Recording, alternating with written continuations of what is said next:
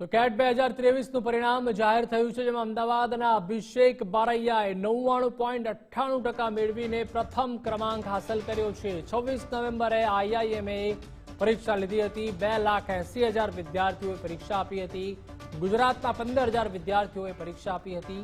60થી વધારે વિદ્યાર્થીઓએ 99% કરતાં વધારે % હાંસલ કર્યા છે।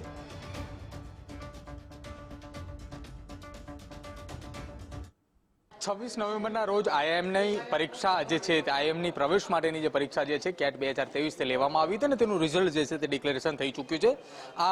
એ તમામ વિદ્યાર્થીઓ જે છે કે જે અમદાવાદની અંદર ટોપર્સ જે છે કે જેમના 99 કરતાં પણ વધારે જે છે તે પર્સન્ટેજ આવ્યા છે તેમાંના તમામ ઉમેદવારો છે તેમની સાથે વાત કરીશું। કેટની એક્ઝામ આપી હતી આઈઆઈએમની અંદર પ્રવેશ માટેની, કેટલું આશા હતી જ્યારે પરીક્ષા આપી ત્યારે કે જે પરિણામ જે છે તે આટલું હાઈએસ્ટ આવશે ને જે વિચાર્યું હતું એ પરિણામ આવ્યું ખરા? વિચાર્યું હતું એના કરતાં વધારે આવ્યું। વિચાર્યું હતું 99.5 પણ એના કરતાં વધારે આવ્યું છે।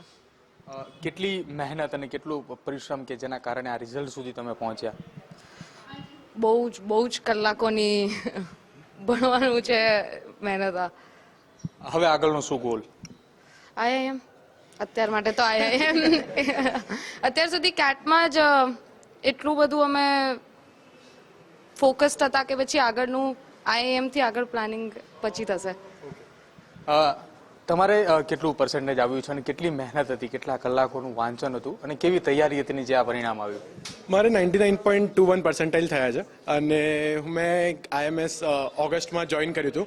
તો લાસ્ટ 3 મહિનામાં બધું જ છોડીને મતલબ બસ કેટ અને આઈઆઈએમનું ટાર્ગેટ રાખીને ભણ્યો હતો અને બસ એક જ ફોકસ હતું કે આઈઆઈએમમાં પહોંચવું છે કંઈ બી કરીને, અને એના પ્રતિ મહેનત છે અને આજે રિઝલ્ટ આવ્યું છે।